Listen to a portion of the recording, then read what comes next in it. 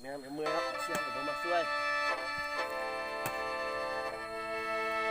ตามมาว่า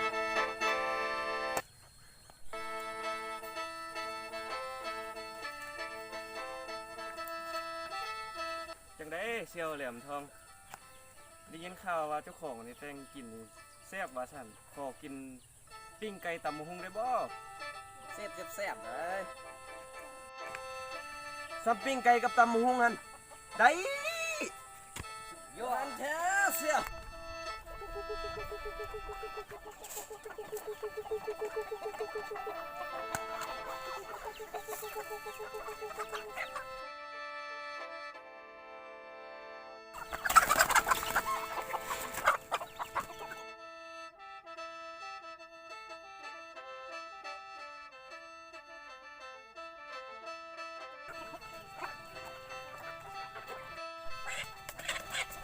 เอาไปคั่วขอบใจเพื่อนจะนี่ตัว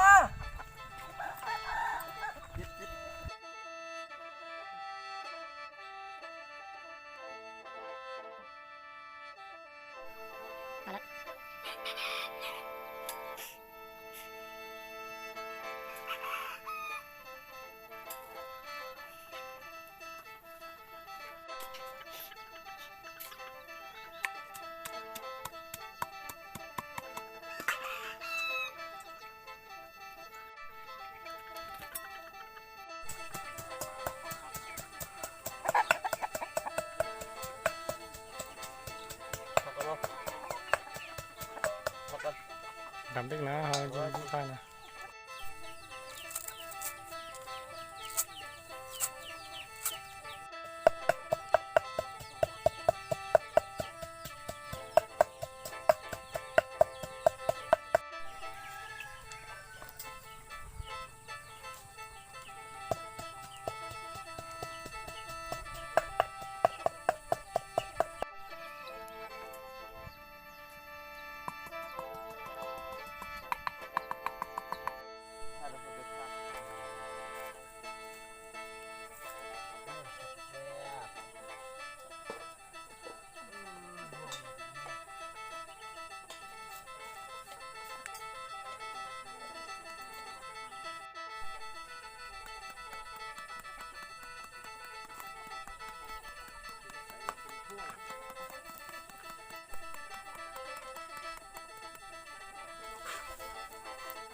ตำมักฮุง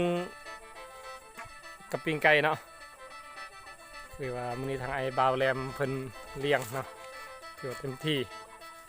คือลูกไก่คนเองนะ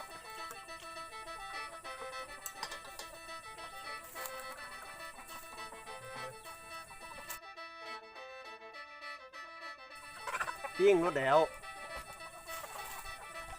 พอดีครับตำส้มเซียวมันมาแต่สหรัฐเอเบริดมันอยากกินตำมะฮุง มาแต่ไกลแฮะกับปิ้งไก่ดิเด้ข่อยกะสิเฮ็ดมันกินมื้อมันสิติดใจสิมื้อข่อยบรรยากาศอยู่แคมป์ลูกไก่เด้อพี่น้องเด้อโอ้นี่อันนี้ก็ไก่ปลาลายอันนี้คือว่าเป็นของข้าพเจ้านี่เนาะอันนี้เนาะนี่หลังจากเป็นขาตัวนึงแล้ววันนี้เขาจีพาท่านผู้ชมเข้าไปในลูกไก่ของเพิ่นนะว่ามันมีอย่างไร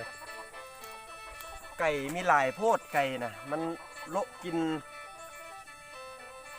อันนั้นเรากินทางนอกมันไปโละดาวอังคารนะถ้าโละซอกไก่ทันสมัยไอ้หมูกินซะลองเข้าไปยำๆอยู่ในลูกไก่ของไอ้บ่าวแรมมั้งเนาะเพิ่นปลูกมักน้ำได้นี่จักมันปลูกจะได้กินบ่เนี่ยหรือว่าปลูกเกลือไก่บ่เนี่ย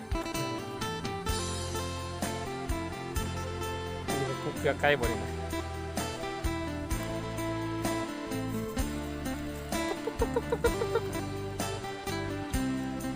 อันนี้เป็นตาต้มนี่นะ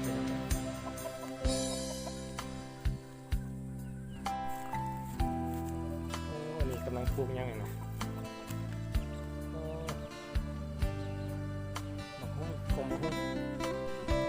าไปเบิ่งข้างในบ่ว่ามันมีอีหยังได้อยู่ในนะ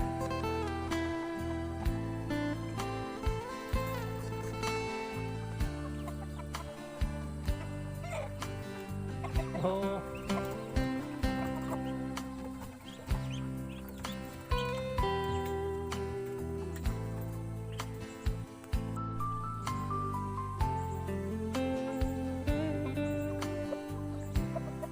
มองไก่ฟักอันนี้คือว่ากำลังเริ่มต้นเลี้ยงแล้วไก่กับพวกบุมีลายปันใด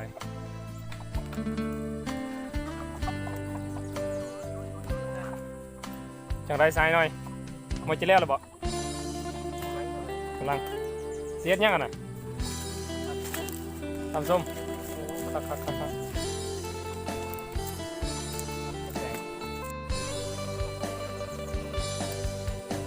ใส่กระถิ่นก่อนกระถิ่น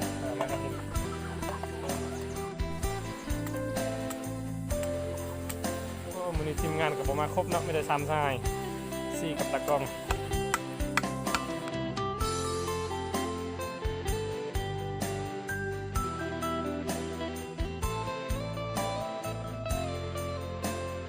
เอาลงชุดนี้พอได้นะพ่อซื้อ